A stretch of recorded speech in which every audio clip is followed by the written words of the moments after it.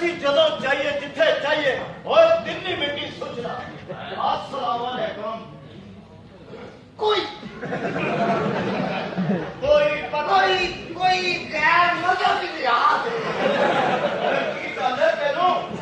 ओए ਅਸੀਂ फनकार आदमी हां ते बाहर शूटिंग हो रही थी ਅਸੀਂ सोचा फिल्म चांस दे दिए फनकारा ना तो प्याज बढ़िया करती है माम और मैं भी प्यार करना ओए आज कोई डायलॉग सुना तो मैंने खुश कर दे और मैं उठदी सूरी पावा ते टोटे टोटे कर दिया और मैं तेरे घर का चक्कर लावा ते छोटे छोटे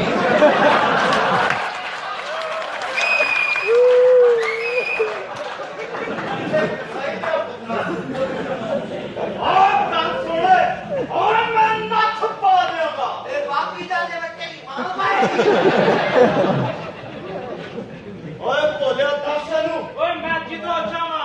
जिथे जावा हनेर पा गया एदी ओनू रोड शुरू हुंदी ओए मैं पुत्ता पंजा दरिया मादा मेनू पहले पता सी पहले मेरा नाम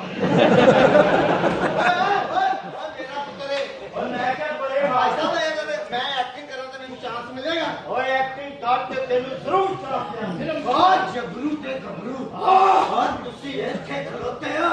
और मरंगी डाकू ਤੁਹਾਡੀ ਭੈਣ ਚੁੱਕੇ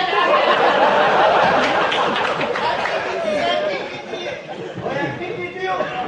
ओए एक्टर ते सीन बड़े अच्छे सा और तू एक्टिंग करते साडा सीधी टिप लिया और ना पर ਅਸੀਂ ਵੀ ਤੈਨੂੰ ਡਾਇਲੌਗ ਸੁਣਾਵਾਂਗੇ ओए चांदी तू हाथ चुक रहा है चौधरी बलंदिया ओए जिन्ना पैरों ਦੇ ਭਰਾ ਖਿੰਦੇ ਹੋਣ ਉਹਨਾਂ ਦੀਆਂ ਟੋਲੀਆਂ ਨੂੰ ਤੇ ਮੌਤ ਵੀ ਨਹੀਂ ਰੋਕ ਸਕਦੀ ਬਾਜੇ ਵਜਾਏ ਓਏ ਅਸੀਂ ਛਾਤੀ ਤੇ ਵਜਾਉਣੇ ਆ ਇੱਕ ਮਿੰਟ दूसरे तो खा लो ओए कमीज पा रहा बाहर शूटिंग हो रही 5000 मिलेगा ढाई तेरा के ढाई साढ़ा दियो ਜੀ ਪੁੱਤਰਾ ਰਿਸ਼ਤਾ ਤਾਂ ਮਿਲਣਾ ਨਹੀਂ ਇਹਨਾਂ ਦੀਆਂ ਕਮੀਜ਼ਾਂ ਵਾਲੀ ਐਕਟਿੰਗ ਕਰੀਏ अपनी मेरे को सारिश पे